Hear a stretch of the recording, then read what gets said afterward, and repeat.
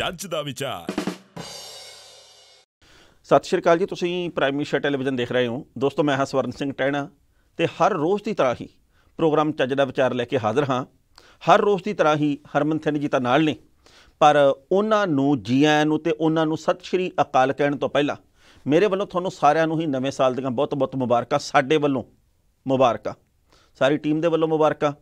ਉਹਦਾ ਕਾਰਨ ਇਹ ਹੈ ਵੀ ਨਵੇਂ ਸਾਲ ਦੇ ਵਿੱਚ ਅਸੀਂ ਪਹਿਲਾ ਪ੍ਰੋਗਰਾਮ ਆ ਜਿਹੜਾ ਕਿ ਇੱਥੇ ਬੈਠ ਕੇ ਕਰ ਰਹੇ ਆ। ਵਿਰੋਧੀ ਤਾਕਤਾਂ ਮੈਨੂੰ ਹਸਾਉਣ ਦੀ ਕੋਸ਼ਿਸ਼ ਕਰ ਰਹੀਆਂ, ਪਰ ਮੈਂ ਫਿਰ ਵੀ ਇਕਾਗਰਤਾ ਭੰਗ ਨਹੀਂ ਹੋਣ ਦੇਵਾਂਗਾ। ਕਹਿਣ ਦਾ ਭਾਵ ਇਹ ਹੈ ਕਿ ਜੋ ਕੁਝ ਤੁਹਾਡੀ ਜ਼ਿੰਦਗੀ ਦੇ ਵਿੱਚ ਪਿਛਲੇ 365 ਦਿਨਾਂ ਦੇ ਵਿੱਚ ਚੰਗਾ ਹੋਇਆ ਉਹ ਵਾਰ-ਵਾਰ ਹੋਵੇ, ਅਤੇ ਜੋ ਕੁਝ ਵੀ ਮੰਦੜਾ ਹੋਇਆ ਉਹ ਕਦੇ ਵੀ ਨਾ ਹੋਵੇ। ਇਹ ਸਾਡੀ ਆਸ ਵੀ ਹੈ ਅਤੇ ਅਰਦਾਸ ਵੀ ਹੈ। ਤੇ ਹੁਣ ਤੁਹਾਨੂੰ ਸਤਿ ਸ਼੍ਰੀ ਅਕਾਲ। ਸਤਿ ਸ਼੍ਰੀ ਅਕਾਲ ਟਾਣਾ ਸਾਹਿਬ, ਕੀ ਹਾਲ ਚਾਲ ਨੇ? ਬਹੁਤ ਵਧੀਆ। ਮਤਲਬ ਆਉਂਦਿਆਂ ਹੀ ਨਵੇਂ ਵਰੇ ਦੇ ਪਹਿਲੇ ਪ੍ਰੋਗਰਾਮ ਦੇ ਵਿੱਚ ਹੀ ਆਉਂਦਿਆਂ ਹੀ ਠੱਪਾ ਲਾਤਾ ਵੀ ਵਿਰੋਧੀ ਤਾਕਤਾਂ। ਅੱਜ ਕੱਲ੍ਹ ਇਹ ਸ਼ਬਦ ਕਾਫੀ ਪ੍ਰਚਲਿਤ ਆ। ਅੱਛਾ ਜੀ। ਤੇ ਲੋਕ ਮਨਾਂ ਦੇ ਵਿੱਚ ਪ੍ਰਵਾਨਿਤ ਆ ਕਿ ਵਿਰੋਧੀ ਤਾਕਤਾਂ ਪੰਜਾਬ ਦੇ ਵਿਕਾਸ ਨੂੰ ਰੋਕ ਰਹੀਆਂ। ਵਿਰੋਧੀ ਤਾਕਤਾਂ ਨੇ ਆਹ ਗੱਲ ਕਹੀ, ਵਿਰੋਧ ਕਰਨ ਵਾਲਿਆਂ ਨੂੰ ਸੰਜਮ ਦਾ ਖਿਆਲ ਨਹੀਂ। ਸੋ ਮੇਰੇ ਮਨ ਦੇ ਵਿੱਚ ਇਹ ਸ਼ਬਦ ਔੜਿਆ ਤੇ ਮੈਂ ਤੁਹਾਨੂੰ ਕਹਿਤਾ। ਤੇ ਵੈਸੇ ਵੀ ਤੁਸੀਂ ਜਦੋਂ ਹਸਾਉਨੇ ਆ, ਮੈਨੂੰ ਤਾਂ ਲੱਗਦਾ ਬੰਦਾ ਵਿਆਹ ਵਰਗਾ ਵੀ ਜਦੋਂ ਮੈਂ ਗੱਲ ਕਰਦਾ ਹੋਵਾਂ ਬੰਦਾ ਵਿਚਾਲੇ ਹੋਰ ਹੀ ਗੱਲ ਕਰ ਦੇਵੇ। ਮੈਂ ਕੋਈ ਗੱਲ ਤਾਂ ਕੀਤੀ ਨਹੀਂ, ਹੁਣ ਪਤਾ ਲੱਗ ਜੂ। ਹੋਰ ਸੁਣਾਓ, ਕੀ ਹਾਲ ਚਾਲ? ਬਹੁਤ ਵਧੀਆ। ਤੁਹਾਨੂੰ ਤੇ ਆਪਣੇ ਸਾਰੇ ਪਰਿਵਾਰਕ ਜੀਆਂ ਨੂੰ ਇਸ ਨਵੇਂ ਵਰੇ ਦੀਆਂ ਬਹੁਤ ਬਹੁਤ ਬਹੁਤ ਵਧਾਈਆਂ। ਬਿਲਕੁਲ ਸਹੀ ਗੱਲ ਆ। ਪਰ ਅੱਜ ਨਾ ਮੈਂ ਸਵੇਰ ਦੇ ਵੇਲੇ ਇੱਕ ਸ਼ੇਅਰ ਪੜ੍ਹਿਆ ਹਿੰਦੀ 'ਚ, ਉਹ ਵੀ ਕਮਾਲ ਜੀ ਤੇ ਸਮੇਂ ਦੇ ਨਾਲ ਢੁਕਵਾਂ। ਸੁਣਾ ਦਿਓ। ਕਿ एक ईंट और गिर गई दीवारें जिंदगी से, एक ईंट और गिर गई दीवारें जिंदगी से, नादान कह रहे हैं नया साल मुबारक। वाह वाह वाह वाह, छा गए। ਮਿਹਰਬਾਨੀ। ਕਮਾਲ ਕਰ ਦਿੱਤੀ ਟਾਣਾ ਸਾਹਿਬ। ਧੰਨਵਾਦ। ਪਰ ਇਹਨੂੰ ਦੂਸਰੇ ਪੱਖ ਤੋਂ ਵੀ ਆਪਾਂ ਵੇਖ ਸਕਦੇ ਹਾਂ ਕਿ ਆਪਾਂ ਕਰਮਾਂ ਵਾਲਿਆਂ ਇੱਕ ਵਾਰ ਹੋਰ ਵੇਖ ਰਹੇ ਹਾਂ, ਹੈ ਨਾ? ਨਹੀਂ ਤਾਂ ਦੇਖੋ ਬਹੁਤ ਕੁਝ ਵਾਪਰਿਆ। ਆਪਾਂ ਪਿਛਲੇ ਖਾਸ ਤੌਰ ਤੇ ਜੇ 2 ਵਰਿਆਂ ਦੀ ਮੈਂ ਗੱਲ ਕਰਾਂ, ਬਹੁਤ ਕੁਝ ਵਾਪਰਿਆ। ਅਸੀਂ ਬਹੁਤ ਕੁਝ ਗਵਾ ਲਿਆ ਜਿਹਦੀ ਭਰਪਾਈ ਹੋ ਹੀ ਨਹੀਂ ਸਕਦੀ, ਰਹਿੰਦੀ ਦੁਨੀਆ ਤੱਕ ਨਹੀਂ। ਸਿਰੜ, ਜਨੂਨ, ਅਕੀਦੇ ਤੇ ਦੂਰਦ੍ਰਿਸ਼ਟਤਾ ਦੇ ਕਰਕੇ ਅਸੀਂ ਬੜਾ ਕੁਝ ਪਾ ਲਿਆ, ਕਾਨੂੰਨ ਰੱਦ ਕਰਵਾ ਲਏ, ਪਰ ਅਸੀਂ ਆਪਦੇ 734 ਭੈਣਾਂ ਵੀਰ ਗਵਾ ਲਏ ਆ। ਅਸੀਂ ਸੰਘਰਸ਼ ਕਰਨ ਦਾ ਵੱਲ ਸਿੱਖ ਲਿਆ, ਢੰਗ ਸਿੱਖ ਲਿਆ, ਪਰ ਜਿਹੜੇ ਭੈਣਾਂ ਵੀਰ ਗਏ ਆ ਉਹ ਕਦੇ ਚੇਤੇ ਦੇ ਵਿੱਚੋਂ ਵਿਸਰ ਨਹੀਂ ਸਕਦੇ। ਬਿਲਕੁਲ, ਕਦੇ ਨਹੀਂ ਵਿਸਰ ਸਕਦੇ। ਔਰ ਉਸ ਤੋਂ ਪਹਿਲਾਂ ਕਰੋਨਾ ਮਹਾਮਾਰੀ ਦੇ ਦੌਰਾਨ ਅਸੀਂ ਬਹੁਤ ਸਾਰੇ ਆਪਣੇ ਪਰਿਵਾਰਕ ਜੀਆਂ ਨੂੰ ਗਵਾ ਲਿਆ। ਸੋ ਖੈਰ, ਚਲੋ ਇਸ ਨਵੇਂ ਵਰੇ ਦੇ ਵਿੱਚ ਅਸੀਂ ਇਹ ਕਾਮਨਾ ਕਰਦੇ ਹਾਂ ਕਿ ਜੋ ਕੁਝ ਵੀ ਮਾੜਾ ਪਿਛਲੇ ਵਰਿਆਂ ਦੇ ਵਿੱਚ ਵਾਪਰਿਆ ਸਾਡੇ ਨਾਲ, ਉਹ ਦੁਬਾਰਾ ਕਦੇ ਨਾ ਵਾਪਰੇ। ਜੋ ਚੰਗਾ ਹੋਇਆ ਉਹ 2 ਗੁਣਾ ਹੋ ਕੇ, 4 ਗੁਣਾ ਹੋ ਕੇ, 10 ਗੁਣਾ ਹੋ ਕੇ ਦੁਬਾਰਾ ਵਾਪਰੇ। ਬਿਲਕੁਲ ਜੀ। ਇੱਕ ਹਿੰਦੀ 'ਚ ਥੋੜਾ ਜਿਹਾ ਹੋਰ ਸ਼ੇਅਰ ਆਉਣ ਦਿਓ, ਉਹਨੂੰ ਚੱਜ ਦਾ ਵਿਚਾਰ ਹੀ ਸਮਝੋ। ਅੱਜ ਦੇ ਪ੍ਰਸੰਗ ਦੇ ਵਿੱਚ ਉਹ ਵੀ ਬੜਾ ਢੁਕਵਾਂ ਜੀ ਕਿ ਸਰਦੀ ਬਹੁਤ ਹੈ ਜਨਾਬ, सर्दी बहुत है जनाब, चलो गलत फहमियों को आग लगाते हैं। क्या बात है। मेरी बेनती ये है समूह पंजाबियों नूं, दुनिया दे विच जिथे किते भी पंजाबी भैणां वीर वसदे आ, भी गलत फहमियां नूं अग ला दिओ। ऐतकी गलत फहमियां दे विच फस के, गलत फहमियां दे विच रह के वोटां नहीं पाउणीਆਂ जी। जिन्हां दे प्रति भी गलत फहमियां ना एक मन एक चित हो के अखां करके बंद सुरती जोड़ के आपदी ਤੇ ਇਹ ਪਛਾਣ ਦੇ ਵੱਲ ਝਾਤ ਮਾਰਿਓ ਕਿ ਫਲਾਣੇ ਨੇ ਸਾਡੇ ਲਈ ਕੀਤਾ ਕੀ ਸੀ, ਜਿਹਨੂੰ ਅਸੀਂ ਚੁਣਿਆ ਉਹਨੇ ਕੀ ਕਰਨ ਦੀ ਗੱਲ ਕਹੀ ਹੈ। ਪਿਛਲੇ 5 ਸਾਲਾਂ ਦੇ ਵਿੱਚ ਇਸ ਬੰਦੇ ਨੇ ਸਾਡੇ ਲਈ ਆਹ ਕੀਤਾ ਜਿਹਨੂੰ ਵੀ ਅਸੀਂ ਜਿਤਾਇਆ ਸੀ। ਸੋ ਐਤਕੀ ਗਲਤ ਫਹਿਮੀਆਂ ਦੇ ਵਿੱਚੋਂ ਨਿਕਲਿਓ। ਉਹ ਜਿਹੜੀ ਦਾਰੂ ਦੀ ਬੋਤਲ ਤੇ ਚਮਕਦਾ ਜਾਂ ਨੋਟ ਤੇ ਘਰ ਦੇ ਵਿੱਚ ਬਿਜਲੀ ਦਾ ਅਸੀਂ ਤੁਹਾਡਾ ਬਿੱਲ ਅਦਾ ਕਰ ਦਿਆਂਗੇ, ਕੁੱਕੜ ਤੁਹਾਨੂੰ ਖਵਾ ਦਿਆਂਗੇ, ਤੁਹਾਨੂੰ ਠੰਡੇ ਠੁੰਡੇ ਪਿਆ ਦਿਆਂਗੇ, ਇਹਨਾਂ ਗੱਲਾਂ ਦੇ ਵਿੱਚੋਂ ਬਾਹਰ ਨਿਕਲਿਓ। ਐਤਕੀ ਨਾ ਕੁਛ ਏਦਾਂ ਦਾ ਕਰਿਓ, ਬਾਹਰ ਨਿਕਲੋ ਗਲਤ ਫਹਿਮੀਆਂ ਚੋਂ। ਦੇਖੋ, ਜੇ ਬੰਦੇ ਨੇ ਧਿਆਨ ਨਾਲ ਹੀ ਸੋਚਣਾ ਹੋਵੇ ਨਾ, ਜੇਕਰ ਇੱਕ ਮਨ ਇੱਕ ਚਿੱਤ ਹੋ ਕੇ ਹੀ ਸੋਚਣਾ ਹੋਵੇ ਤਾਂ ਕੁਝ ਸਕੈਂਟੀ ਬਹੁਤ ਹੁੰਦੇ ਨੇ। ਸੋ ਇਸ ਲਈ ਸਮੂਹ ਪੰਜਾਬੀਆਂ ਨੂੰ ਇਹ ਬੇਨਤੀ ਹੈ ਕਿ ਜਦੋਂ ਬਾਹਰ ਆਪਾਂ ਕਤਾਰਾਂ ਦੇ ਵਿੱਚ ਖੜੇ ਹੋਵਾਂਗੇ ਨਾ ਵੋਟ ਪਾਉਣ ਦੇ ਲਈ, ਉਦੋਂ ਹੀ ਚਾਹੇ 2 ਸੈਕਿੰਡ ਲਈ, 5 ਸੈਕਿੰਡ ਲਈ, 10 ਸੈਕਿੰਡ ਦੇ ਲਈ ਇੱਕ ਵਾਰ ਸੋਚਿਓ ਜ਼ਰੂਰ ਕਿ ਜਿਹਨੂੰ ਵੋਟ ਪਾਉਣ ਦਾ ਮਨ ਬਣਾਇਆ ਹੈ ਉਹਦਾ ਕਿਰਦਾਰ ਕਿਹੋ ਜਿਹਾ, ਕੀ ਉਹ ਵਾਕਈ ਸਾਡੇ ਬੱਚਿਆਂ ਦੇ ਭਵਿੱਖ ਦੇ ਲਈ ਸਾਰਾ ਕੁਝ ਚੰਗਾ ਕਰੂਗਾ। ਇੱਕ ਵਾਰ ਵੋਟ ਪਾਉਣ ਤੋਂ ਪਹਿਲਾਂ ਆਪਣੇ ਬੱਚਿਆਂ ਦੇ ਚਿਹਰੇ ਜ਼ਰੂਰ ਯਾਦ ਕਰਿਓ, ਕਿਉਂਕਿ ਅਸੀਂ ਉਹਨਾਂ ਦੇ ਭਵਿੱਖ ਦਾ ਸੌਦਾ ਕਰਨ ਜਾਣਾ। ਉਸ ਬਹੁਤ ਵਧੀਆ ਗੱਲ ਕਹੀ ਆ ਜੀ। ਬਾਅਦ ਵਿੱਚ ਨਹੀਂ ਤਾਂ ਇਹ ਸਾਡੇ ਬੱਚੇ ਇਸੇ ਤਰੀਕੇ ਦੇ ਨਾਲ, ਜਿਵੇਂ ਹੁਣ ਬਹੁਤ ਸਾਰੀਆਂ ਮਾਵਾਂ ਦੇ ਪੁੱਤ ਧੀਆਂ ਜਿਹੜੇ ਉਹ ਸੜਕਾਂ ਦੇ ਉੱਪਰ ਆਪਣੀਆਂ ਨੌਕਰੀਆਂ ਖਾਤਰ ਡਾਂਗਾ ਖਾ ਰਹੇ ਨੇ, ਪੁਲਿਸ ਦੇ ਕੋਲੋਂ ਆਪਣੇ ਵਾਲ ਪਟਾ ਰਹੇ ਨੇ, ਆਪਣੇ ਨਿਆਣੇ ਵੀ ਇਦਾਂ ਹੀ ਮੂਹਰੇ ਖੜੇ ਹੋਣਗੇ ਜੇਕਰ ਅਸੀਂ ਹਲੇ ਵੀ ਸੋਚ ਕੇ ਵੋਟ ਨਾ ਪਾਈ। ਮੇਰਾ ਨਾ ਇੱਕ ਪੱਕਾ ਆੜੀ ਆ, ਪੱਕਾ ਮਿੱਤਰ ਮੇਰਾ ਇੱਕ ਜੀ, ਉਹਨੂੰ ਨਾ ਚੰਡੀਗੜ੍ਹੋਂ ਫੋਨ ਆ ਗਿਆ 2-3 ਦਿਨ ਪਹਿਲਾਂ। ਉਹ ਆਇਆ ਸੀਗਾ ਕਿਸੇ ਦਫ਼ਤਰ ਦੇ ਵੱਲੋਂ ਵੀ ਜਿਹੜੇ ਪੰਜਾਬ ਸਰਕਾਰ ਦਾ ਪ੍ਰਚਾਰ ਕਰਦੇ ਆ ਜੀ। ਉਹ ਕਹਿੰਦੇ ਜੀ ਨਮਸਕਾਰ, ਤੁਸੀਂ ਫਲਾਣਾ ਸਿੰਘ ਬੋਲਦੇ ਹੋ? ਕਹਿੰਦਾ ਬਿਲਕੁਲ ਜੀ। BBC ਕੋਈ ਅੱਗੋਂ ਕਹਿੰਦੀ ਜੀ ਤੁਹਾਨੂੰ ਪਤਾ ਕਿ ਚੰਨੀ ਸਰਕਾਰ ਨੇ ਤੁਹਾਡੇ ਉੱਤੇ ਬਹੁਤ ਕਮਾਲ ਦੀ ਗੱਲ ਕੀਤੀ ਹੈ, ਤੁਹਾਡੇ ਤੇ ਮਿਹਰ ਕੀਤੀ ਆ। ਉਹ ਕਹਿੰਦਾ ਜੀ ਕਿਵੇਂ? ਕਹਿੰਦੀ ਜੀ ਤੁਹਾਡਾ ਇਤਕੀ ਬਿੱਲ ਬਿਜਲੀ ਦਾ ਆਉਣਾ ਸੀਗਾ 12,746 ਰੁਪਏ ਬਣਦਾ ਸੀ। ਅੱਛਾ।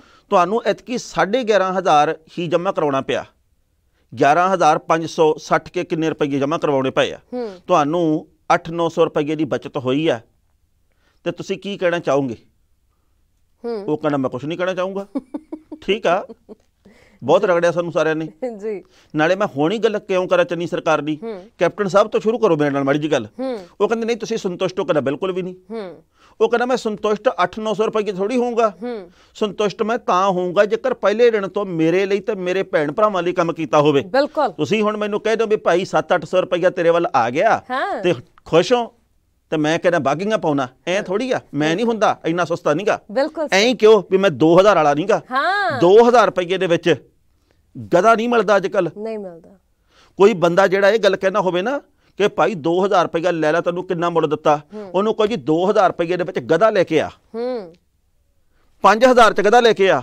ਜੇ ਉਹ ਨਹੀਂ ਮਿਲਦਾ ਆਪਾਂ ਉਹਨਾਂ ਤੋਂ ਵੀ ਗਏ ਗੁਜ਼ਰੇ। ਹਾਂ ਬਿਲਕੁਲ। ਵਿਕਣਾ ਤਾਂ ਸਭ ਤੋਂ ਬੁਰੀ ਚੀਜ਼ ਹੈ। ਅਸੀਂ ਕੋਈ ਵਿਕਾਊ ਚੀਜ਼ ਥੋੜੀ ਆ। ਸਾਡਾ ਭਵਿੱਖ ਅਸੀਂ ਵੇਚਣ ਦੇ ਬਾਰੇ ਚ ਸੋਚਦੇ ਆ, ਪਰ ਉਦੋਂ ਸਾਨੂੰ ਐ ਹੁੰਦਾ ਵੀ ਕੋਈ ਗੱਲ ਨਹੀਂ, ਨੋਟ ਆ ਰਹੇ ਨੇ ਚਮਕਦੇ ਚਮਕਦੇ ਤੇ ਐਤਕੀ ਏਦਾਂ ਹੀ ਸਹੀ। ਫਿਰ ਸੋ ਖੈਰ ਮੇਰਾ ਚਾਹੀਦਾ ਵਿਚਾਰ ਰਹਿ ਗਿਆ। ਕਹਿੰਦੇ ਵਕਤ ਬਹੁਤ ਕੀਮਤੀ ਹੈ ਹੀ। ਵਕਤ ਬਹੁਤ ਕੀਮਤੀ ਹੈ, ਇਸ ਲਈ ਇਸ ਨੂੰ ਦੂਸਰਿਆਂ ਦੇ ਵਿੱਚ ਕਮੀਆਂ ਕੱਢਣ ਨਾਲੋਂ ਆਪਣੇ ਵਿੱਚ ਸੁਧਾਰ ਕਰਨ ਦੇ ਉੱਪਰ ਜ਼ਿਆਦਾ ਖਰਚਣਾ ਚਾਹੀਦਾ। ਬਹੁਤ ਖੂਬ, ਕਮਾਲ ਕਰਤੀ, ਸਿਰਾ ਲਾਤਾ। ਸ਼ੁਕਰੀਆ। ਬੰਬ ਬਲਾਤੇ ਬੰਬ। ਸ਼ੁਕਰੀਆ। ਇਹ ਗੱਲ ਸੱਚੀ ਹੈ ਵੀ ਸਾਡੇ ਵਿੱਚੋਂ ਬਹੁਤ ਗਿਣਤੀ ਇਹਦੇ 'ਚ ਨੁਕਸ ਕੱਢਤਾ, ਇਹਦੇ ਵਿੱਚ ਨੁਕਸ ਕੱਢਤਾ, ਉਹਦੇ 'ਚ ਨਗੋਚ ਕੱਢਤੀ, ਉਹ ਵੀ ਗੰਦਾ, ਉਹ ਵੀ ਮਾੜਾ, ਬਸ ਮੈਂ ਹੀ ਚੰਗਾ।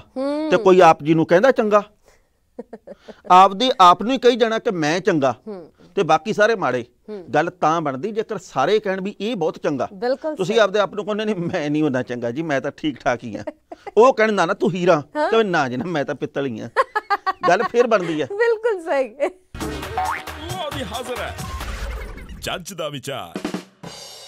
ਟਾਣਾ ਸਾਹਿਬ ਮੌਸਮ ਇਹੋ ਜਿਹਾ ਚੱਲ ਰਿਹਾ ਜਿਹਦੇ ਚ ਕਈਆਂ ਦੇ ਝੂਠ, ਕਈਆਂ ਦੇ ਸੱਚ, ਸਾਰਾ ਕੁਝ ਸਾਹਮਣੇ ਆ ਜਾਣਾ। ਨੰਗਾ ਹੋ ਰਿਹਾ ਜੀ, ਨੰਗਾ ਜੀ। ਬਿਲਕੁਲ। ਤੇ ਕਹਿੰਦੇ ਉਧਰ ਰਾਜਪਾਲ ਸਾਹਿਬ ਨੇ ਵੀ ਚੰਨੀ ਸਰਕਾਰ ਦਾ ਕੋਈ ਝੂਠ ਸਾਹਮਣੇ ਲੈ ਆਂਦਾ। ਮੈਂ ਤਾਂ ਜੀ ਕਮਾਲ ਮੰਨਦਾ ਇਸ ਗੱਲ ਦੀ।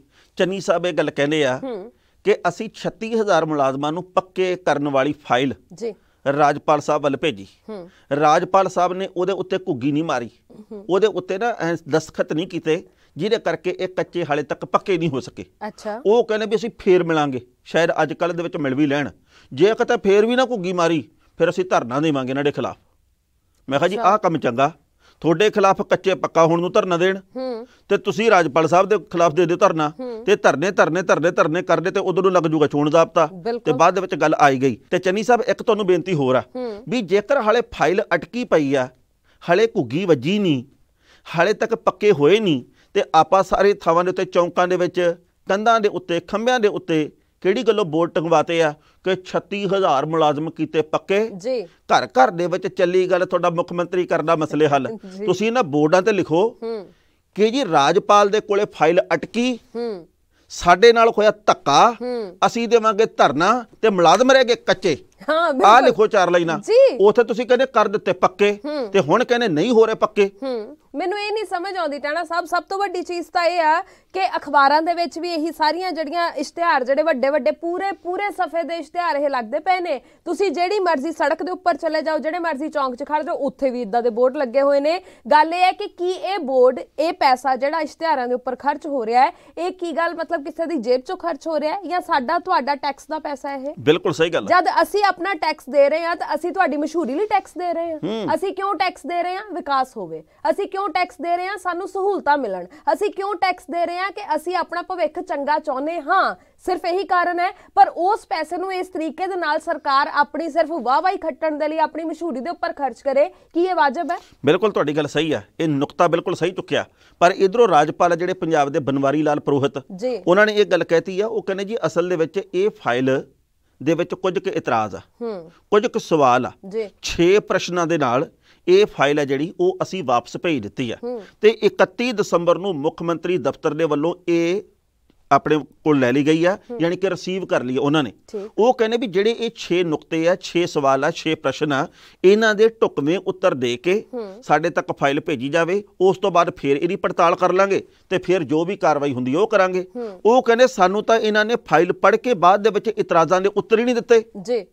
ਜੇ ਉੱਤਰ ਮਿਲੂਗਾ ਤਾਂ ਹੀ ਆ ਨਾ, ਮਤਲਬ ਇਹ ਆ ਵੀ ਇੱਥੇ ਵੀ ਇੱਕ ਖੇਡ ਜੀ ਖੇਡੀ ਜਾ ਰਹੀ ਆ ਵੀ ਫਾਈਲ ਘੁੰਮ ਰਹੀ ਆ, ਇੱਥੋਂ ਐਂ ਹੋ ਗਈ, ਇਧਰੋਂ ਐਂ ਹੋ ਗਈ, ਇਧਰੋਂ ਇਉਂ ਹੋ ਗਈ, ਐਂ ਕਰਦੇ ਕਰਦੇ ਲੱਗ ਜੂਗਾ ਚੋਣ ਜ਼ਾਬਤਾ। ਫਿਰ ਕਹਿਣਗੇ ਜਿੱਥੇ ਪਈ ਆ ਉੱਥੇ ਪਈ ਆ, ਅਗਲੀ ਸਰਕਾਰ ਆਊਗੀ ਬਸ ਸਾਰਿਆਂ ਨੂੰ ਪੱਕੇ ਕਰਕੇ ਜਾਊਗੀ, ਫਿਰ ਆਹ ਕੰਮ ਸ਼ੁਰੂ ਹੋ ਜੂ ਜੀ। ਪਰ ਗੱਲ ਇਹ ਹੈ ਟਾਣਾ ਸਾਹਿਬ, ਜਿਨ੍ਹਾਂ ਦੀਆਂ ਵਿਚਾਰਿਆਂ ਦੀਆਂ ਉਮਰਾਂ ਲੰਘ ਜਾਣੀਆਂ, ਜਿਹੜੀ ਤੁਸੀਂ ਉਮਰ ਹੱਦ ਰੱਖੀ ਹੋਈ ਹੈ, ਜਿਨ੍ਹਾਂ ਵਿਚਾਰਿਆਂ ਦੀ 6 ਮਹੀਨਿਆਂ ਨੂੰ, ਸਾਲ ਨੂੰ ਉਹ ਉਮਰ ਹੱਦ ਨਿਕਲ ਜਾਣੀ, ਉਹਨਾਂ ਦਾ ਕਸੂਰ ਕੀ ਹੈ?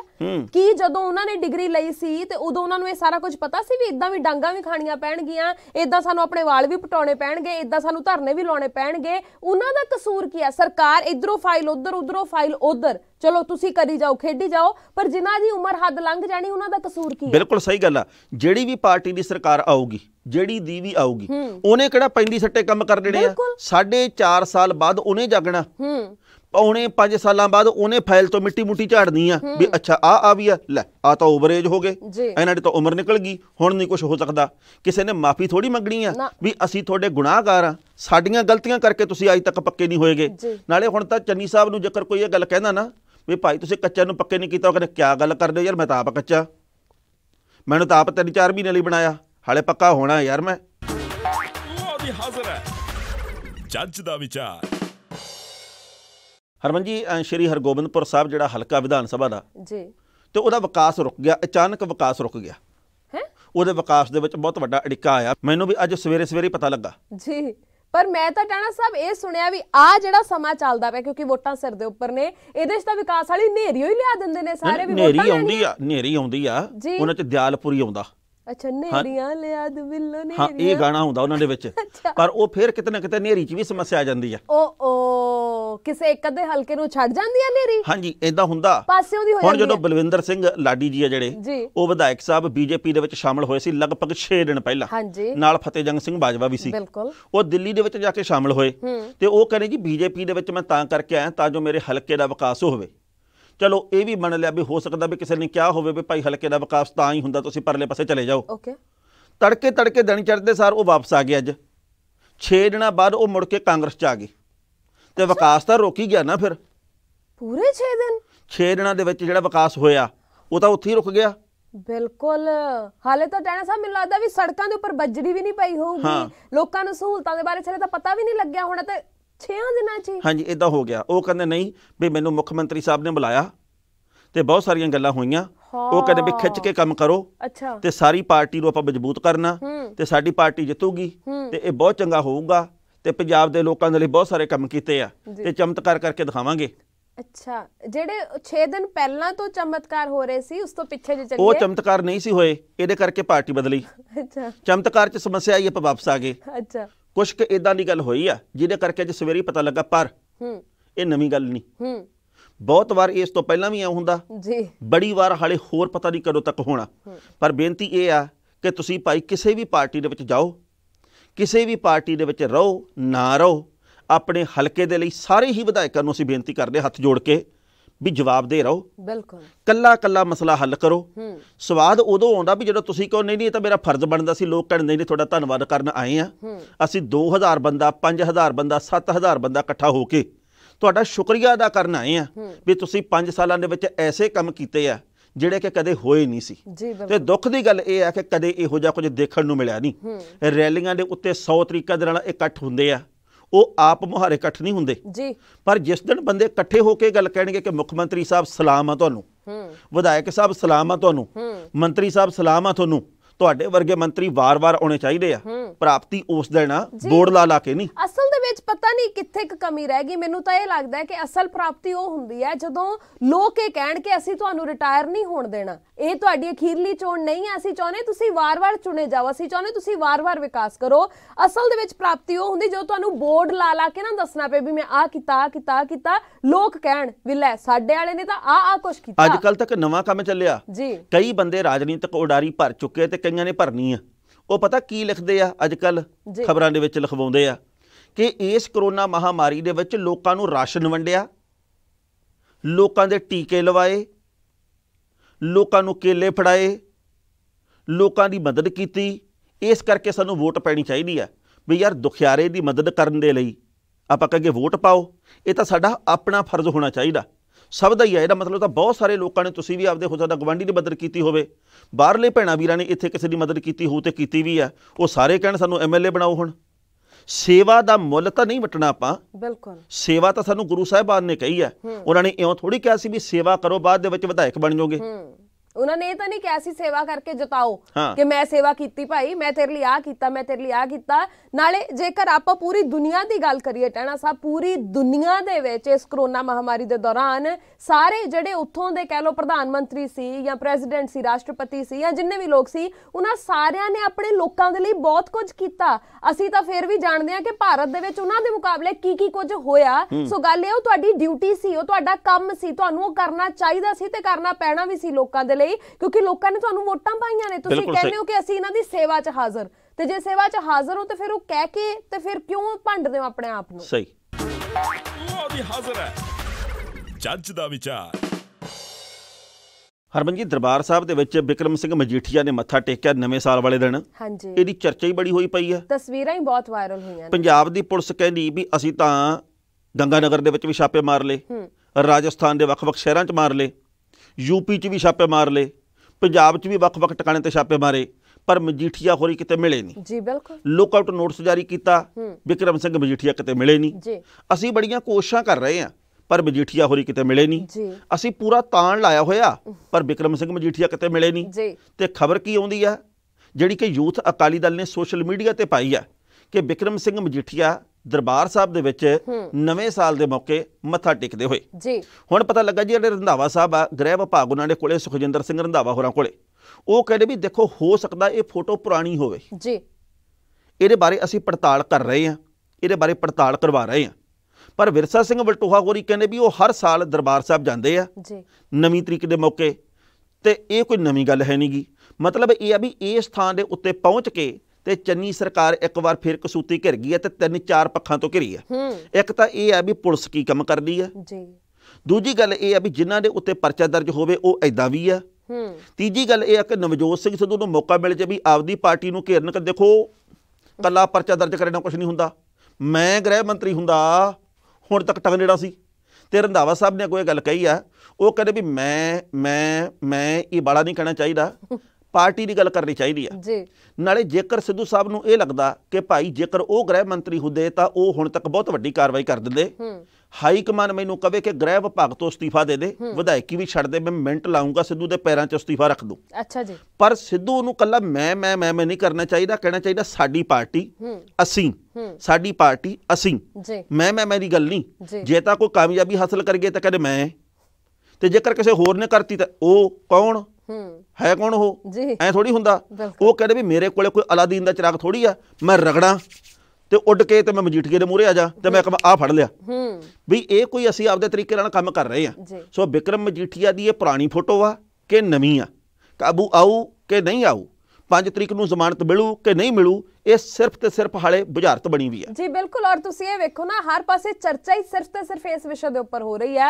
ਔਰ ਮੈਂ ਤਾਂ ਸੱਚੀ ਟਹਿਣਾ ਸਾਹਿਬ, ਹੁਣ ਤੱਕ ਜਦੋਂ ਤੱਕ ਆਪਾਂ ਪ੍ਰੋਗਰਾਮ ਰਿਕਾਰਡ ਕਰ ਰਹੇ ਹਾਂ, ਮੈਨੂੰ ਤਾਂ ਸੀਗਾ ਵੀ ਸ਼ਾਇਦ ਨਵਜੋਤ ਸਿੰਘ ਸਿੱਧੂ ਦਾ ਕੋਈ ਨਾ ਕੋਈ ਬਿਆਨ ਆ ਜਾਊਗਾ, ਪਰ ਅਜੇ ਤੱਕ ਤਾਂ ਨਹੀਂ ਆਇਆ। ਹੋ ਸਕਦਾ ਹੈ ਕਿ ਹੋਰ 5 ਮਿੰਟਾਂ ਜਾਂ ਹੋਰ ਥੋੜੀ ਦੇਰ ਨੂੰ ਜ਼ਰੂਰ ਉਹਨਾਂ ਦਾ ਕੋਈ ਨਾ ਕੋਈ ਬਿਆਨ ਆਵੇ। ਪਰ ਗੱਲ ਇਹ ਹੈ ਕਿ ਜਿੱਥੇ ਟੀਮ ਵਰਕ ਦੀ ਗੱਲ ਹੋਣੀ ਚਾਹੀਦੀ ਹੈ, ਉੱਥੇ ਵਾਕਈ ਟੀਮ ਵਰਕ ਦੀ ਹੀ ਹੋਣੀ ਚਾਹੀਦੀ ਹੈ। ਤੁਸੀਂ ਕਿਉਂਕਿ ਸਰਕਾਰ ਦੇ ਵਿੱਚ ਕੋਈ ਇੱਕ ਬੰਦਾ ਕਦੇ ਵੀ ਕੁਝ ਨਹੀਂ ਕਰਦਾ, ਸਾਰੇ ਇਕੱਠੇ ਰਲ ਕੇ ਕਰਦੇ ਹੋ। ਸੋ ਇਹ ਮੈਂ ਦੀ ਚਰਚਾ ਪਹਿਲਾਂ ਵੀ ਬਹੁਤ ਹੁੰਦੀ ਰਹੀ ਆ ਔਰ ਲੋਕ ਵੀ ਕਰਦੇ ਰਹੇ ਨੇ ਕਿ ਨਵਜੋਤ ਸਿੰਘ ਸਿੱਧੂ ਠੀਕ ਆ, ਵਾਜਬ ਮੁੱਦੇ ਚੁੱਕਦੇ ਨੇ, ਉਹਨਾਂ ਦੇ ਮੁੱਦੇ ਬਿਲਕੁਲ ਸਹੀ ਹੁੰਦੇ ਨੇ, ਪਰ ਕਿਤੇ ਨਾ ਕਿਤੇ ਇਹ ਮੁੱਦੇ ਤਾਂ ਵਿਰੋਧੀ ਧਿਰ ਨੂੰ ਚੁੱਕਣੇ ਚਾਹੀਦੇ, ਜਿਹੜੇ ਉਹ ਚੁੱਕ ਰਹੇ, ਹੱਲ ਕਿਤੇ ਵੀ ਨਹੀਂ ਆ। ਕੱਲ ਕਾਂਗਰਸ ਦੇ ਇੱਕ ਵਿਧਾਇਕ ਦੇ ਨਾਲ ਮੇਰੀ ਗੱਲ ਹੋਈ ਜੀ, ਉਹ ਕਹਿੰਦਾ ਜੀ ਅਸੀਂ ਤਾਂ ਕਦੇ ਸਮਝਦੇ ਹਾਂ ਵੀ ਨਵਜੋਤ ਸਿੰਘ ਸਿੱਧੂ ਦਾ ਨਾਂ ਹਰਪਾਲ ਸਿੰਘ ਚੀਮਾ ਹੋਣਾ ਚਾਹੀਦਾ। ਮੈਂ ਕਿਹਾ ਉਹ ਕਿਵੇਂ?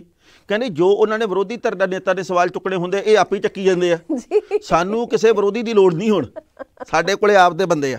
ਜੀ ਬਿਲਕੁਲ। ਸੋ ਹੁਣ ਇਹ ਤਾਂ ਦੇਖੋ ਵਾਕਈ ਤਫਤੀਸ਼ ਦਾ ਮਸਲਾ ਹੈ, ਹੁਣ ਸਾਰੇ ਪਾਸੇ ਦੀ ਚਰਚਾ ਹੋ ਗਈ ਹੈ। ਵੇਖਦੇ ਹਾਂ ਕਿ ਸਮਾਂ ਆਉਣ ਦੇ ਉੱਪਰ ਕਿਹੜੀ ਗੱਲ ਨਿਕਲ ਕੇ ਸਾਹਮਣੇ ਆਉਂਦੀ, ਕਿ ਤਸਵੀਰ ਕੀ ਵਾਕਈ ਨਵੀਂ ਹੈ ਜਾਂ ਫਿਰ ਪੁਰਾਣੀ ਹੈ। ਬਿਲਕੁਲ ਸਹੀ ਗੱਲ। ਉਹ ਵੀ ਹਾਜ਼ਰ ਹੈ ਜੱਜ ਦਾ ਵਿਚਾਰ। ਪ੍ਰਾਈਮ ਏਸ਼ੀਆ ਟੀਵੀ ਤੇ ਵਕਫੇ ਤੋਂ ਬਾਅਦ ਇੱਕ ਵਾਰ ਫਿਰ ਤੋਂ ਤੁਹਾਡਾ ਸਾਰਿਆਂ ਦਾ ਸਵਾਗਤ ਹੈ। ਚੱਜ ਦਾ ਵਿਚਾਰ ਪ੍ਰੋਗਰਾਮ ਵੇਖ ਰਹੇ ਹੋ ਤੁਸੀਂ। ਮੈਂ ਹਰਮਨ ਥਿੰਦ, ਮੇਰੇ ਨਾਲ ਨੇ ਸਵਰਨ ਸਿੰਘ ਟਾਣਾ ਤੇ ਹੁਣ ਅਗਲੀਆਂ ਖਬਰਾਂ ਵੱਲ ਵਧੀਏ। ਬਿਲਕੁਲ ਜੀ, ਅੱਗੇ ਆਪਾਂ ਵਧਦੇ ਆ। ਤੁਸੀਂ ਨਾ ਆ ਪਿਛਲੀ ਕਿਸ਼ਤ ਦੇ ਵਿੱਚ ਹੀ ਵਕਫੇ ਤੋਂ ਪਹਿਲਾਂ ਜੀ ਇਹ ਗੱਲ ਕਹੀ ਸੀ ਵੀ ਸਿੱਧੂ ਸਾਹਿਬ ਦਾ ਕੋਈ ਬਿਆਨ ਨਹੀਂ ਆਇਆ ਜੀ। ਆ ਵਕਫਾ ਲੈਂਦੇ ਲੈਂਦੇ ਮੈਨੂੰ ਚੇਤੇ ਆ ਗਿਆ ਕੀ ਉਹਨਾਂ ਨੇ ਹੁਣ ਤੱਕ ਕਈ ਵਾਰ ਇਹ ਗੱਲ ਕਹੀ ਸੀ ਰੈਲੀਆਂ ਦੇ ਵਿੱਚ ਵੀ ਗੁਰੂ ਆਮ ਆਦਮੀ ਪਾਰਟੀ ਕੋਲੇ ਬਰਾਤੀ ਲਾੜਾ ਕਿੱਥੇ ਆ? ਉਹ ਲਾੜਾ ਹੀ ਨਹੀਂ। ਹਾਂਜੀ, ਗੁਰੂ ਲਾੜਾ ਹੈ ਨਹੀਂ ਜੀ। ਹੁਣ ਉਹਨਾਂ ਨੇ ਕਹਿਤਾ ਉਹ ਬਈ ਸਾਡੀ ਕਾਂਗਰਸ ਦੇ ਕੋਲੇ ਕਿਹੜਾ ਲਾੜਾ ਹੈਗਾ ਹੈ? ਉਹ ਬਰਾਤੀ ਵੇਖੋ ਬਈ ਲਾੜਾ ਕਿੱਥੇ? ਲਾੜਾ ਕਿਹੜਾ ਜੀ? ਇਹ ਮਸਲਾ ਲਾੜੇ ਦਾ ਸਰਕਾਰ ਦਾ। ਉਹ ਹੁਣ ਜਿਹੜੇ ਕਾਂਗਰਸ ਦੇ ਕਈ ਮੰਤਰੀ ਤੇ ਵਿਧਾਇਕ ਇਹ ਗੱਲ ਕਹਿੰਦੇ ਭਰਾਵਾ ਲਾੜਾ ਦਿੱਲੀ ਵਾਲਿਆਂ ਨੇ ਤੈਅ ਕਰਨਾ, ਬਰਾਤੀ ਸਾਰੇ ਆ, ਸਾਨੂੰ ਸਰਵਾਲੇ ਹੀ ਸਮਝ ਲਾ।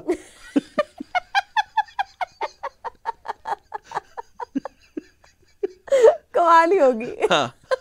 ਪੂਰੀ ਵਿਆਹ ਵਾਲੀ ਫੀਲਿੰਗ ਆਉਂਦੀ ਟਾਣਾ ਸਾਹਿਬ। ਮੈਂ ਹੁਣ ਕਹਿੰਦਾ ਹਲਵਾਈ ਕਿੱਥੇ? ਜੀ ਜੀ ਜੀ, ਗੁਰੂ ਡੋਲੀ ਵਾਲੀ ਕਾਰ। ਤੁਸੀਂ ਵੇਖੋ ਕਿ ਕੁਛ ਨਾ ਵੇਖੋ ਅੱਜ ਕੱਲ ਆ ਜਿਹੜੇ ਸੀਰੀਅਲ ਆਉਂਦੇ ਆ ਨੂੰ ਸੱਸ ਵਾਲੇ, ਉਹ ਕੁਛ ਨਾ ਵੇਖੋ, ਕੱਲੀ ਅਖਬਾਰ ਧਿਆਨ ਨਾ ਪੜੋ, ਤੁਹਾਡਾ ਪੂਰਾ ਮਨੋਰੰਜਨ ਹੁੰਦਾ ਹੈ। ਕਿਤੇ ਵੀ ਕੋਈ ਕਮੀ ਨਹੀਂ ਰਹਿ ਜਾਂਦੀ, ਪੂਰਾ ਮਨੋਰੰਜਨ ਕਰ ਰਹੇ ਨੇ ਸਾਰੇ ਸਿਆਸਤਦਾਨ। ਸੋ ਜਿੱਦਾਂ ਇਦਾਂ ਦੇ ਬਿਆਨ ਆਉਂਦੇ ਆ ਨਾ, ਬੰਦਾ ਸੋਚਦਾ ਅੱਛਾ ਏਦਾਂ ਵੀ ਸੋਚ ਲੈਂਦੇ ਆ ਇਹ। ਸੋ ਲਾੜਾ ਨਹੀਂ ਲੱਭ ਰਿਹਾ, ਲਾੜਾ ਨਹੀਂ ਲੱਭ ਰਿਹਾ ਜੀ ਹਾਲੇ ਤੱਕ। ਕਾਂਗਰਸ ਕਹਿੰਦੀ ਵੀ ਐਤਕੀ ਅਸੀਂ ਇੱਕ ਲਾੜੇ ਤੇ ਯਕੀਨ ਨਹੀਂ ਰੱਖਦੇਗੇ। ਅੱਛਾ ਜੀ, ਲਾੜੇ ਦਾ ਕੋਈ ਪਤਾ ਨਹੀਂ ਲੱਗਦਾ ਜੀ। ਉਹ ਕਹਿੰਦੇ ਜੀ ਅਸੀਂ ਪਿਛਲੀ ਵਾਰ 17 ਦੇ ਵਿੱਚ ਇੱਕ ਲਾੜਾ ਚੁਣਿਆ ਸੀ, ਉਹ ਲਾੜਾ ਕੀ ਕਰ ਗਿਆ ਪਤਾ ਹੀ ਆ। 4.5 ਸਾਲ ਉਹ ਲਾੜਾ ਘਰੇ ਹੀ ਰਿਹਾ ਜੀ, ਘਰੇ ਵੀ ਨਹੀਂ, ਫਾਰਮ ਹਾਊਸ ਤੇ ਰਿਹਾ। ਕਹਿੰਦੇ ਹੁਣ ਅਸੀਂ ਕੋਈ ਲਾੜਾ ਨਹੀਂ ਰੱਖਣਾ, ਇਹ ਜੇਕਰ ਅਸੀਂ ਚੋਣ ਜਿੱਤ ਗਏ ਤਾਂ ਵੇਖਾਂਗੇ ਵੀ ਇਹਨਾਂ 4-5 ਦੇ ਵਿੱਚੋਂ ਕਿਹੜਾ ਲਾੜਾ ਠੀਕ ਆ। ਜਿਹੜੇ ਸਾਡੇ ਵਿਧਾਇਕ ਆ ਉਹ ਦੱਸਣਗੇ ਵੀ ਲਾੜਾ ਕਿਹੜਾ, ਤੇ ਉਹ ਜਨਾਬ ਕਹਿੰਦੇ ਨਾ ਲਾੜਾ ਪਹਿਲਾਂ, ਲਾੜਾ ਪਹਿਲਾਂ ਆਊ। ਟਕਾ ਕੇ ਠੋਕੋ, ਲਾੜਾ ਠੋਕ ਦਿਓ। ਸੋ ਖੈਰ ਪਤਾ ਨਹੀਂ ਕਦੋਂ ਲਾੜਾ ਆਊ। ਇਸ ਵੇਲੇ ਤਾਂ ਸਾਰੇ ਪਾਸੇ ਸਿਰਫ ਬਰਾਤਾਂ ਹੀ ਨਜ਼ਰ ਆ ਰਹੀਆਂ, ਲਾੜਾ ਕਿਸੇ ਦਾ ਵੀ ਕੋਈ ਕਨਫਰਮ ਨਹੀਂ ਹੈਗਾ। ਪਰ ਬਰਾਤੀਆਂ ਨੂੰ ਵੀ ਨਹੀਂ ਪਤਾ ਸੀ ਜਾਣਾ ਕਿਹੜੇ ਪਾਸੇ ਆ, ਅਸੀਂ ਕਿਹੜੇ ਲਾੜੇ ਦੀ ਅਗਵਾਈ ਕਬੂਲ ਰਹੇ ਆ ਜੀ। ਬਿਲਕੁਲ, ਉਹ ਵੀ ਜਾਂਦੇ ਆ ਬੱਸ ਚਾਹੀਦੀ ਮੁਫਤ ਵਾਲੀ, ਜਾਂਦੇ ਆ ਤਾਕੀ ਵਾਲੇ ਪਾਸੇ ਨੂੰ ਮੂੰਹ ਕਰ ਲੈਂਦੇ ਆ। ਹਵਾ ਬਹੁਤ ਸੋਹਣੀ ਆ, ਧੁੱਪ ਆਉਂਦੀ ਆ, ਜ਼ਿੰਦਾਬਾਦ ਜ਼ਿੰਦਾਬਾਦ ਮੁਰਦਾਬਾਦ ਕਰਕੇ ਹੱਥ ਨੂੰ ਘਰੇ ਆ ਕੇ ਗੋਡਿਆਂ 'ਚ ਪੀੜ ਜਿਹੀ ਪੈਂਦੀ ਆ। ਉਹ ਜਿਹੜੀ ਉੱਥੇ ਮਿਲੀ ਸੀ ਫਿਰ ਉਹ ਖੋਲ ਲੈਂਦੇ ਆ। ਪਰ ਅਗਲੀ ਗੱਲ ਇਹ ਆ ਵੀ ਬਲਵੀਰ ਸਿੰਘ ਰਾਜੇਵਾਲ ਹੋਰਾਂ ਨੇ ਕਿਹਾ ਕਿ ਆਮ ਆਦਮੀ ਪਾਰਟੀ ਦੇ ਨਾਲ ਗੱਲਬਾਤ ਚੱਲ ਰਹੀ ਹੈ ਤੇ ਆਮ ਆਦਮੀ ਪਾਰਟੀ ਦੇ ਨਾਲ ਗੱਠਜੋੜ ਦੀ ਸੰਭਾਵਨਾ ਹੈ। ਅੱਛਾ ਜੀ, ਪਰ ਜੇਕਰ ਗੱਠਜੋੜ ਹੋ ਜਾਂਦਾ ਹਰਮਨ ਜੀ, ਇੱਥੇ ਇੱਕ ਬਹੁਤ ਵੱਡਾ ਅੜਿੱਕਾ ਪੈਦਾ ਹੋਊਗਾ। ਆਮ ਆਦਮੀ ਪਾਰਟੀ ਹੁਣ ਤੱਕ ਆਪਦੇ 101 ਉਮੀਦਵਾਰ ਐਲਾਨ ਚੁੱਕੀ ਹੈ, 101। ਬਿਲਕੁਲ, ਬਾਕੀ ਕਿੰਨੇ ਬਚੇ ਜੀ? 16। 117 ਕੁੱਲ ਸੀਟਾਂ। ਕੀ 16 ਉਮੀਦਵਾਰਾਂ ਦੀ ਖਾਤਰ ਗੱਠਜੋੜ ਹੋਊਗਾ? ਇਧਰੋਂ ਕਿਸਾਨ ਆਗੂ ਇਹ ਗੱਲ ਕਰੀ ਜਾਂਦੇ, ਕਹਿੰਦੇ ਅਸੀਂ 60 ਬੰਦਿਆਂ ਦੀ ਲਿਸਟ ਤਿਆਰ ਕਰੀ ਬੈਠੇ ਆ। ਉਹ ਕਹਿੰਦੇ ਸਾਡੇ ਕੋਲੇ ਹੈ 17। ਜੇ ਮੰਨ ਲਓ ਗੱਠਜੋੜ ਹੁੰਦਾ ਜੇ, ਤਾਂ ਇਹਦਾ ਮਤਲਬ ਇਹ ਹੈ ਜੀ ਕਿ ਕਈ ਆਮ ਆਦਮੀ ਪਾਰਟੀ ਦੇ ਜਿਹੜੇ ਉਮੀਦਵਾਰ ਬਣਾਏ ਆ ਉਹਨਾਂ ਦੀਆਂ ਟਿਕਟਾਂ ਕੱਟੀਆਂ ਜਾਣਗੀਆਂ। ਜਿਵੇਂ ਕਿ ਰਾਜੇਵਾਲ ਹੋਰਾਂ ਨੇ ਕਿਹਾ ਵੀ ਕਈ ਉਮੀਦਵਾਰਾਂ ਦੀ ਟਿਕਟ ਵਾਪਸ ਵੀ ਲਈ ਜਾ ਸਕਦੀ ਹੈ। ਜੇ ਕਿਤੇ ਵਾਪਸ ਲੈ ਲਈ ਤਾਂ ਫਿਰ ਉਹ ਤਾਂ ਨਹਾ ਧੋ ਕੇ ਮਗਰ ਪੈ ਜਾਣਗੇ ਵੀ ਅੱਛਾ ਹੁਣ ਜਿੱਤੋ ਜੀ। ਕਹਿਣ ਦਾ ਭਾਵ ਹੈ ਕਿ ਆਉਂਦੇ ਸਮੇਂ ਦੇ ਵਿੱਚ ਚੁਣੌਤੀਆਂ ਬਹੁਤ ਵੱਡੀਆਂ। ਬਿਲਕੁਲ, ਪਰ ਗੱਲ ਇਹ ਟਾਣਾ ਸਾਹਿਬ ਪਤਾ ਨਹੀਂ ਕਿਉਂ ਜ਼ਹਿਨ ਦੇ ਵਿੱਚ ਵਾਰ-ਵਾਰ ਇਹ ਖਿਆਲ ਆਉਂਦਾ ਹੈ ਕਿ ਕੀ ਅਸੀਂ ਇਸ ਵਾਰ, ਮੈਂ ਹਰੇਕ ਨੂੰ ਇਹ ਗੱਲ ਕਹਿ ਰਹੀ ਹਾਂ, ਚਾਹੇ ਉਹ ਸਾਰੇ ਸਿਆਸਤਦਾਨ ਨੇ, ਚਾਹੇ ਉਹ ਅਸੀਂ ਤੁਸੀਂ ਆ, ਕੋਈ ਵੀ ਆ, ਹਨਾ, ਕਿ ਇਸ ਵਾਰ ਆਪਾਂ ਥੋੜਾ ਜਿਹਾ ਲਾਲਚ ਤੋਂ ਉੱਪਰ ਉੱਠ ਕੇ ਨਹੀਂ ਸੋਚ ਸਕਦੇ? ਪੰਜਾਬ ਸਾਡਾ, ਤੁਹਾਡਾ, ਉਹਨਾਂ ਦਾ, ਸਾਰਿਆਂ ਦਾ ਘਰ ਹੈ। ਆਪਣੇ ਘਰ ਨੂੰ ਸਵਾਰਨ ਦੇ ਲਈ ਥੋੜਾ ਜਿਹਾ ਲਾਲਚ ਤੋਂ ਉੱਪਰ ਨਹੀਂ ਉੱਠ ਸਕਦੇ? ਜਿਹੜਾ ਬੰਦਾ ਤੁਹਾਨੂੰ ਲੱਗਦਾ ਹੈ ਕਿ ਇਹ ਬੰਦਾ ਵਾਕਈ ਪੰਜਾਬ ਦਾ ਭਲਾ ਕਰ ਸਕਦਾ ਹੈ, ਤੁਸੀਂ ਇਸ ਵਾਰ ਸਾਰੇ ਉਹਨੂੰ ਟਿਕਟ ਦਿਓ, ਉਹਨੂੰ ਅੱਗੇ ਲੈ ਕੇ ਆਓ। ਇੱਕ ਦੂਜੇ ਨੂੰ ਹਰਾਉਣ ਵਾਲੀ ਰਾਜਨੀਤੀ, ਵੀ ਕੁਰਸੀ ਤੇ ਤਾਂ ਮੈਂ ਹੀ ਬੈਠੂੰਗਾ, ਇੱਥੇ ਤਾਂ ਮੈਂ ਹੀ ਕਾਬਜ਼ ਹੋਊਂਗਾ, ਇਹ ਗੱਲਾਂ ਪਿੱਛੇ ਛੱਡ ਕੇ ਥੋੜਾ ਜਿਹਾ ਆਪਾਂ ਸੋਚ ਲਈਏ ਵੀ ਨਹੀਂ, ਮੇਰੇ ਤੋਂ ਵਧੀਆ ਜੇ ਇਹ ਕੰਮ ਕਰ ਸਕਦਾ, ਆਪਾਂ ਐਤਕੀ ਇਹਨੂੰ ਮੌਕਾ ਦਿੰਦੇ ਆ। ਪੰਜਾਬ ਦਾ ਕੁਝ ਸੰਵਰ ਜਾਏ, ਸਾਡਾ ਭਵਿੱਖ ਸੋਹਣਾ ਹੋ ਜਾਏ। ਰਾਜਨੀਤੀ ਕਰਨ ਨੂੰ ਸਾਰੀ ਉਮਰ ਪਈ ਆ, ਆਪਾਂ ਕਦੇ ਵੀ ਚੋਣਾਂ ਲੜ ਸਕਦੇ ਆ, ਪਰ ਥੋੜਾ ਜਿਹਾ ਕੁਝ ਸੁਧਾਰ ਤਾਂ ਕਰੀਏ। ਵੀ ਆਲੇ ਦੁਆਲੇ ਦੇ ਸੂਬੇ ਕਹਿਣ ਵੀ ਵੇਖੋ ਪੰਜਾਬ ਦੇ ਵਿੱਚ ਕੀ ਹੋ ਗਿਆ। ਤੁਸੀਂ ਤਾਂ ਗੱਲ ਕੀਤੀ ਪੰਜਾਬ ਦੀ, ਇਧਰੋਂ ਚੰਡੀਗੜ੍ਹ ਵਾਲੀ ਕੁਰਸੀ ਵੀ ਗਈ ਜੀ। ਬਿਲਕੁਲ, ਮੈਨੂੰ ਲੱਗਦਾ ਵੀ ਗਈ, ਹਾਲਾਂਕਿ 100% ਨਹੀਂ, ਕਿਉਂਕਿ ਦੇਖੋ ਨਗਰ ਨਿਗਮ ਦੀਆਂ ਚੋਣਾਂ ਦੇ ਵਿੱਚ 14 ਸੀਟਾਂ ਦੇ ਉੱਤੇ ਆਮ ਆਦਮੀ ਪਾਰਟੀ ਜਿੱਤੀ, 12 ਦੇ ਉੱਤੇ ਭਾਜਪਾ, 8 ਦੇ ਉੱਤੇ ਕਾਂਗਰਸ ਤੇ 1 ਸੀਟ ਮਿਲੀ ਅਕਾਲੀ ਦਲ ਨੂੰ ਜੀ। ਮਤਲਬ ਇਹ ਵੀ ਵੱਡੀ ਪਾਰਟੀ 14 ਸੀਟਾਂ ਵਾਲੀ, ਉਸ ਤੋਂ ਮਗਰਲੀ 12 ਸੀਟਾਂ ਵਾਲੀ, 2 ਸੀਟਾਂ ਦਾ ਫਰਕ ਆ। ਬਿਲਕੁਲ, ਪਰ ਜਿਹੜਾ ਕਿ ਨਿਯਮ ਆ ਉਹਦੇ ਮੁਤਾਬਕ ਚੰਡੀਗੜ੍ਹ ਦਾ ਸੰਸਦ ਮੈਂਬਰ ਵੀ 1 ਵੋਟ ਦਾ ਹੱਕਦਾਰ ਆ ਜੀ। ਉਹ ਚੰਡੀਗੜ੍ਹ ਦੀ ਸੰਸਦ ਮੈਂਬਰ ਕਿਰਨ ਖੇਰ ਤੇ ਉਹ ਭਾਜਪਾ ਵੱਲੋਂ ਆ। ਇੱਕ ਮਤਲਬ ਉਹਨਾਂ ਦੀ ਵੋਟ ਆ ਜਿਹੜੀ ਬੀਜੇਪੀ 12 ਜਮਾ 1 13 ਹੋ ਗਿਆ। ਇੱਕ ਦਾ ਫਰਕ ਰਹਿ ਗਿਆ। ਜੀ ਇਧਰੋਂ ਕਾਂਗਰਸ ਦੀ ਇੱਕ ਬੀਬੀ ਕੱਲ ਛੱਡ ਕੇ ਪਾਰਟੀ ਨੂੰ ਤੇ ਬੀਜੇਪੀ 'ਚ ਸ਼ਾਮਲ ਹੋ ਗਈ, 14 ਹੋ ਗਏ 14 ਹੋ ਗਏ। ਜੀ ਤੇ ਇੱਕ ਨਿਯਮ ਆ ਨਗਰ ਨਿਗਮ ਦੇ ਰੂਪ ਦੇ ਵਿੱਚ, ਉਹ ਇਹ ਆ ਕਿ ਕਿਸੇ ਦੇ ਉੱਤੇ ਵੀ ਦਲ ਬਦਲੂ ਕਾਨੂੰਨ ਨਹੀਂ ਲਾਗੂ ਹੁੰਦਾ। ਬਿਲਕੁਲ ਸਹੀ ਮੰਨ ਲਓ ਤੁਸੀਂ ਕਾਂਗਰਸ 'ਚ ਹੋਵੋ ਜੀ ਤੇ ਵੋਟ ਤੁਸੀਂ ਪਾ ਦਿਓ ਭਾਜਪਾ ਨੂੰ ਜਾਂ ਆਮ ਆਦਮੀ ਪਾਰਟੀ ਨੂੰ, ਤੁਹਾਡੇ ਉੱਤੇ ਦਲ ਬਦਲੂ ਕਾਨੂੰਨ ਉਵੇਂ ਲਾਗੂ ਨਹੀਂ ਹੁੰਦਾ ਜਿਵੇਂ ਕਿ ਵਿਧਾਨ ਸਭਾ ਦੇ ਵਿੱਚ ਹੁੰਦਾ। ਜੀ, ਜੀ, ਵਿਧਾਨ ਸਭਾ ਦੇ ਮੈਂਬਰ ਦੇ ਲਈ ਬਿਲਕੁਲ ਇੱਕ ਵਿਧਾਨ ਸਭਾ ਦੇ ਵਿੱਚ ਤਾਂ ਬਹੁਮਤ ਸਾਬਤ ਕਰਨ ਦੇ ਲਈ ਹੱਥ ਖੜੇ ਕਰਨੇ ਪੈਂਦੇ ਆ ਨੰਗੇ ਚਿੱਟੇ ਹੋ ਕੇ।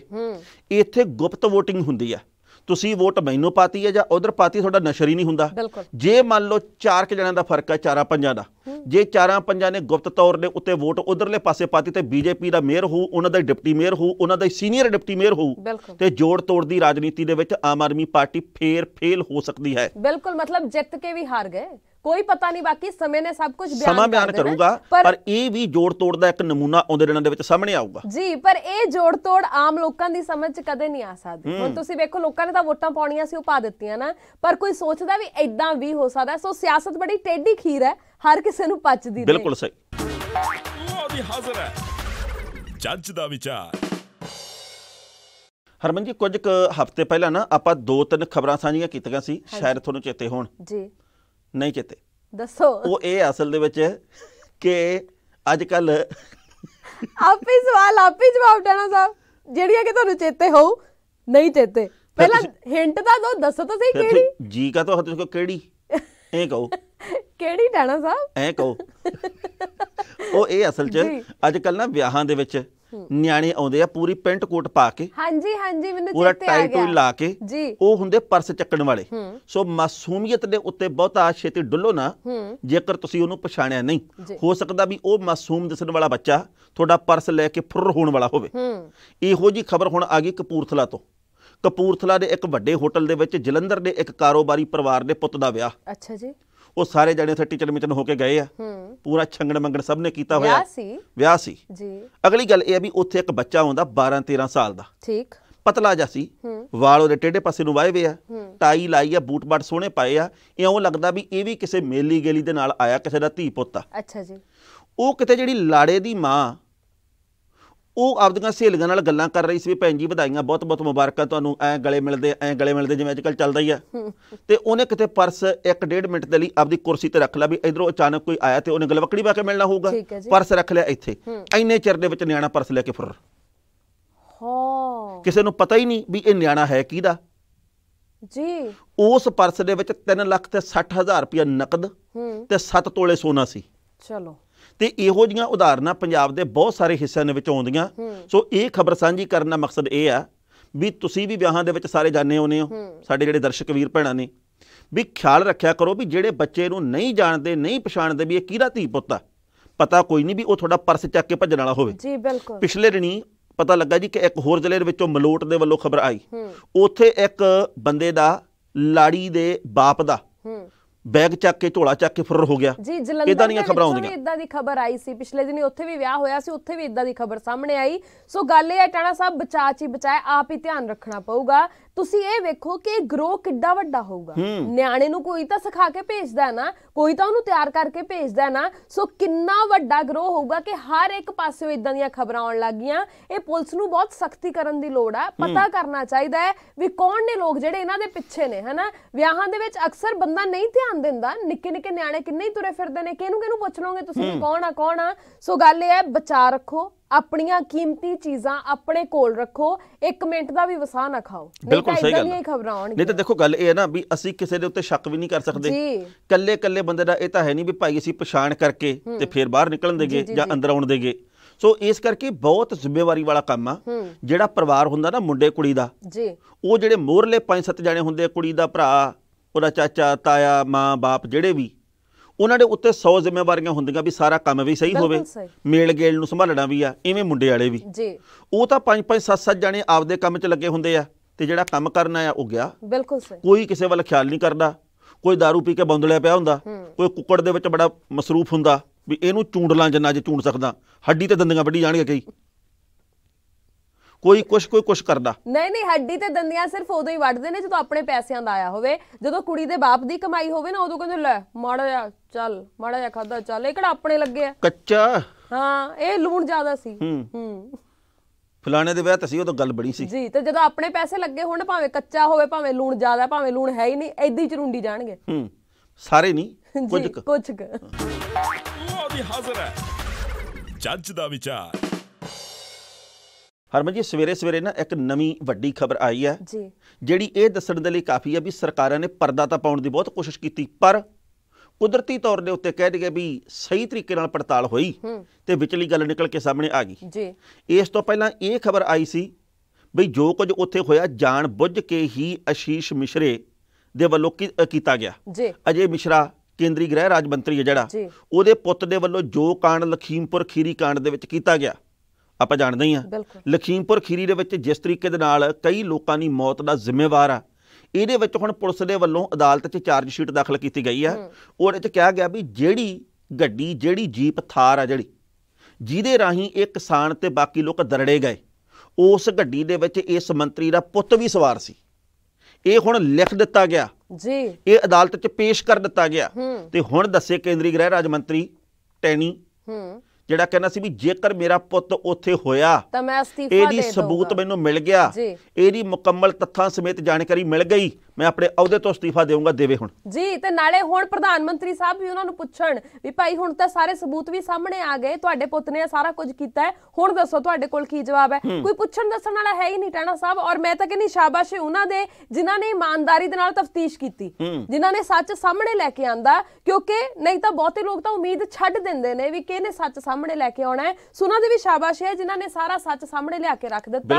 ਹੁਣ ਹੈ ਕਿਸੇ ਕੋਲ ਜਵਾਬ? ਬਿਲਕੁਲ। ਪਾਰਟੀ ਦੇ ਕੋਲ ਹੈ ਜਵਾਬ, ਹੁਣ ਪ੍ਰਧਾਨ ਮੰਤਰੀ ਸਾਹਿਬ ਕੋਲ ਹੈ ਜਵਾਬ, ਹੁਣ ਇਹ ਆਪ ਜਿਹੜੇ ਇਹਨਾਂ ਦੇ ਪਿਤਾ ਜੀ ਨੇ ਉਹਨਾਂ ਦੇ ਕੋਲ ਹੈ ਜਵਾਬ, ਕਿਸੇ ਕੋਲ ਨਹੀਂ ਹੋਊਗਾ। ਪਰ ਅਸੀਂ ਤਾਂ ਇਹੀ ਚਾਹੁੰਦੇ ਹਾਂ ਕਿ ਇਮਾਨਦਾਰੀ ਦੇ ਨਾਲ ਤੱਥਾਂ ਦੇ ਸਹਿਤ ਸਾਰਾ ਕੁਝ ਉੱਥੇ ਸਭ ਕੁਝ ਸਾਹਮਣੇ ਆ ਜਾਵੇ, ਜਿਨ੍ਹਾਂ ਲੋਕਾਂ ਦੇ ਨਾਲ ਜੋ ਕੁਝ ਵਾਪਰਿਆ ਉਹਨਾਂ ਨੂੰ ਇਨਸਾਫ ਮਿਲਣਾ ਚਾਹੀਦਾ। ਬਿਲਕੁਲ ਸਹੀ ਗੱਲ ਜੀ। ਤੇ ਹੁਣ ਆਪਾਂ ਆਗਿਆ ਲੱਗੇ ਤੇ ਆਗਿਆ ਲੈਣ ਤੋਂ ਪਹਿਲਾਂ ਇੱਕ ਦਰਸ਼ਕਾਂ ਨੂੰ ਬੇਨਤੀ ਕਰ ਦਈਏ। ਜੀ ਜ਼ਰੂਰ। ਤੁਹਾਡੇ ਲਈ ਪਿਛਲਾ ਸਾਲ 2021 ਕਿਵੇਂ ਦਾ ਰਿਹਾ? ਕਿੰਨੀਆਂ ਕੁ ਖੁਸ਼ੀਆਂ ਤੁਹਾਡੀ ਝੋਲੀ 'ਚ ਪਈਆਂ, ਕਿੰਨੇ ਕੁ ਦੁੱਖ ਤੁਹਾਡੀ ਝੋਲੀ ਦੇ ਵਿੱਚ ਪਏ, ਇਹਦਾ ਵੇਰਵਾ ਜ਼ਰੂਰ ਸਾਂਝਾ ਕਰਿਓ। ਜੀ ਬਿਲਕੁਲ। ਆਪਦੇ ਮਨ ਦੇ ਬਲਬਲੇ ਜ਼ਾਹਰ ਕਰਨ ਦਾ ਵੀ ਹੁਨਰ ਹੁੰਦਾ ਜਾਂ ਮੌਕਾ ਹੁੰਦਾ, ਹਰ ਬੰਦੇ ਨੂੰ ਕਰਨੇ ਚਾਹੀਦੇ ਆ। ਹੋ ਸਕਦਾ ਕਿਸੇ ਦੇ ਪਰਿਵਾਰ ਦੇ ਵਿੱਚ ਕੋਈ ਵਿਛੋੜਾ ਪਿਆ ਹੋਵੇ, ਹੋ ਸਕਦਾ ਕਿਸੇ ਦੇ ਪਰਿਵਾਰ 'ਚ ਵਾਧਾ ਹੋਇਆ ਹੋਵੇ, ਕਿਸੇ ਦਾ ਵਿਆਹ ਹੋਇਆ ਹੋਵੇ, ਕਿਸੇ ਦੀ ਨੌਕਰੀ ਲੱਗ ਗਈ ਹੋਵੇ, ਕਿਸੇ ਦੀ ਬੇਬੇ ਬਾਪੂ ਤੰਦਰੁਸਤੀ ਦੇ ਵੱਲ ਵਧਿਆ ਹੋਵੇ, ਕੋਈ ਵੀ ਹੋ ਸਕਦੀ ਖੁਸ਼ੀ ਵਾਲੀ ਗੱਲ, ਕਿਸੇ ਨੂੰ ਨੌਕਰੀ ਮਿਲ ਗਈ ਹੋਵੇ, ਕਿਸੇ ਦੀ ਖੁਸ਼ੀ ਵੀ ਹੋਵੇ, ਕੁਛ ਵੀ ਆ। ਆਪਦੇ ਪ੍ਰਭਾਵ, ਆਪਣੇ ਤਜਰਬੇ 2021 ਵਰਾ ਕਿਵੇਂ ਰਿਹਾ ਜ਼ਰੂਰ ਦੱਸਿਓ। ਬਿਲਕੁਲ। ਤੇ ਸਾਨੂੰ ਤੁਹਾਡੀ ਪ੍ਰਤੀਕਿਰਿਆ ਦੀ ਉਡੀਕ ਰਹੇਗੀ, ਜ਼ਰੂਰ ਸਾਡੇ ਨਾਲ ਸਾਂਝੀ ਕਰਿਓ। ਫਿਲਹਾਲ ਅਸੀਂ ਪ੍ਰੋਗਰਾਮ ਨੂੰ ਸਮੇਟਦੇ ਹਾਂ, ਜਾਣਦਾ ਹੋ ਗਿਆ ਵੇਲਾ। ਦੋਵਾਂ ਦੇ ਇਜਾਜ਼ਤ, ਸਤਿ ਸ਼੍ਰੀ ਅਕਾਲ। ਤੁਸੀਂ ਵੇਖਦੇ ਰਹੋ ਪ੍ਰਾਈਮ ਏਸ਼ੀਆ ਟੀਵੀ, ਤੁਹਾਡਾ ਆਪਣਾ, ਤੁਹਾਡੇ ਲਈ। ਲਓ ਵੀ ਹਾਜ਼ਰ ਹੈ ਜੱਜ ਦਾ ਵਿਚਾਰ।